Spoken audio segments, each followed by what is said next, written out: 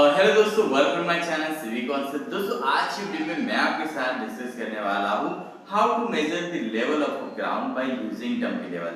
दोस्तों, dumpy level का use दोस्तों हर एक सिविल इंजीनियर को आना चाहिए दोस्तों, क्योंकि कोई भी कंस्ट्रक्शन साइट हो, राइट, उसमें डंपी लेवल का जो उपयोग है जरूर होता है। जैसे कि जब भी साइट जो शुरू होती है तब अलग अलग लेवल देने पड़ते हैं, लेवल के हिसाब से चलना पड़ता है, ठीक है।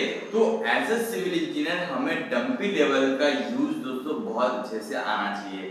तो यूज आना मतलब क्या है? यूज आना मतलब डंपी लेवल से हम लोग लेवल मेजर कर सके, लेवल ट्रांसफर कर सके। ये दो चीजें बहुत ज्यादा इंपॉर्टेंट हो जाती है, ठीक है। तो आज की वीडियो में वही मैं आपको बताने वाला हूँ। उससे पहले दोस्तों, अगर आप मेरे चैनल पर नए हो तो मेरे चैनल को सब्सक्राइब जरूर कर दीजिएगा और दोस्तों बेल नोटिफिकेशन को जरूर ऑन करिए, जिससे मेरे लेटेस्ट वीडियो की नोटिफिकेशन आपको मिलते रहे। तो दोस्तों, ये डंपी लेवल से लेवल कैसे मेजर किया जाता है, ठीक है। उसके लिए मैं सिंपल आपको एक मेथड बताऊंगा, जिससे आप आसानी से दोस्तों आप कोई भी पॉइंट है, राइट, आप कंस्ट्रक्शन साइट पे कोई भी पॉइंट का आरएल आप मेजर कर पाओगे, ठीक है। तो सपोज दोस्तों ये हमारा ग्राउंड लेवल है ऑन कंस्ट्रक्शन साइट, ठीक है। तो ये ग्राउंड लेवल है, इस तरह से है। हमने यहाँ पे क्या किया, डंपी लेवल सेट कर दिया। आप अपनी जगह पे सेट कर दीजिए, ठीक है। जरूर नहीं है कि आपका ग्राउंड ऐसे मेरे जैसे जो मैंने बनाया है वैसा ही हो, ठीक है। तो मैंने यहाँ पे डंपी लेवल सेट कर दिया है, ठीक है। उसके बाद कंस्ट्रक्शन साइट पे एक ऐसा पॉइंट सिलेक्ट करिए जो भविष्य में कभी ना मतलब डिस्टर्ब होने के चांसेस बहुत ज्यादा कम हो। जैसे कि कोई कंक्रीट ब्लॉक हो, एसएमसी का कोई रोड हो, कंक्रीट का रोड है, उसका लेवल चेंज नहीं होगा जल्दी से, ठीक है। तो ऐसे पॉइंट पे हम लोग क्या करेंगे, बेंचमार्क ले लेंगे। अब बेंचमार्क लेके हम क्या करेंगे, हमको सिर्फ लेवल का जो डिफरेंस अगर जानना है तो हम क्या करेंगे, उसको एज्यूम कर लेंगे कि बेंचमार्क हमारा कितना है, 50 मीटर है। आप 25 मीटर एज्यूम कर सकते हैं, 5 मीटर कर सकते हैं, 50 मीटर, 100 मीटर, आपके हिसाब से, ठीक है। तो ये टेम्पररी बेंचमार्क है। बट अगर दोस्तों कहीं पे आपको बोला गया कि ये पॉइंट है और उसका बेंचमार्क ये है, तो आपको वही बेंचमार्क लेना है, ठीक है। तो ये हमने क्या किया, बेंचमार्क एज्यूम कर लिया 50 मीटर।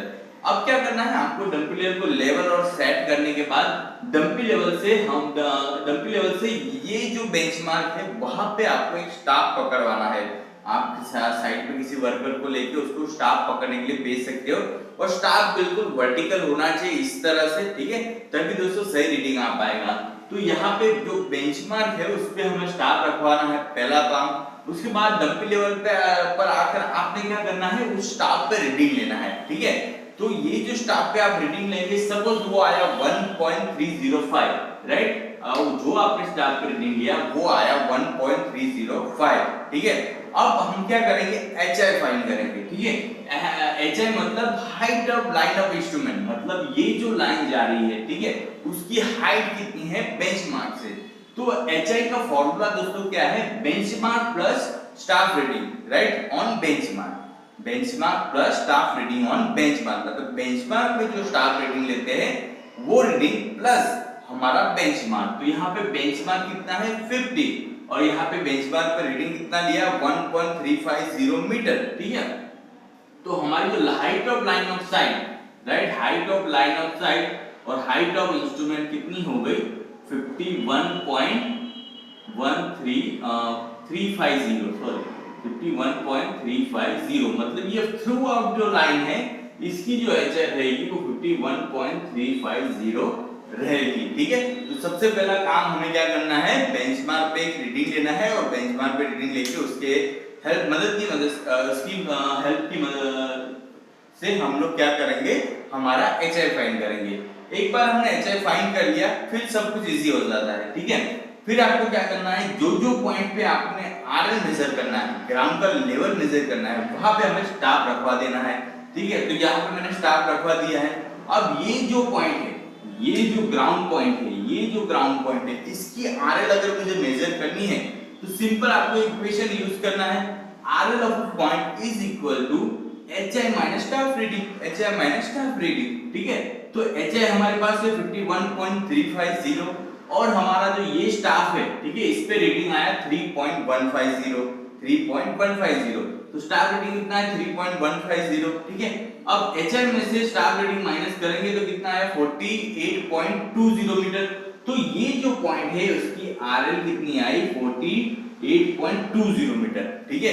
अब ये 48.20 मीटर और है और ये 50 है, तो इससे क्या पता चलता है कि हमारा जो बेंचमार्क है उससे ये जो ग्राउंड लेवल का पॉइंट है ये नीचे है, राइट। ग्राउंड की जो कंडीशन है वो हमें पता चल जाती है कि बेंचमार्क हमारा ऊपर है, ये नीचे है, ठीक है।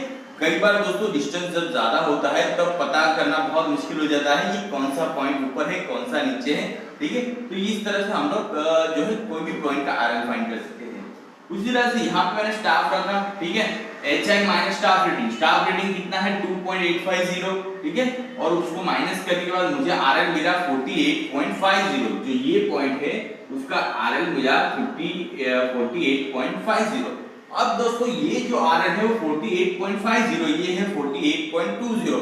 इसका मतलब क्या है, ये जो पॉइंट है ये नीचे है और ये जो पॉइंट है ऊपर है, ठीक है। बट ये जो पॉइंट है ये जो बेंचमार्क है उससे नीचे है, ठीक है। इस तरह से हम लोग ग्राउंड की कंडीशन देख सकते हैं। ये जो पॉइंट से ये ऊपर है पर बेंचमार्क से वो भी हमारा पॉइंट नीचे है।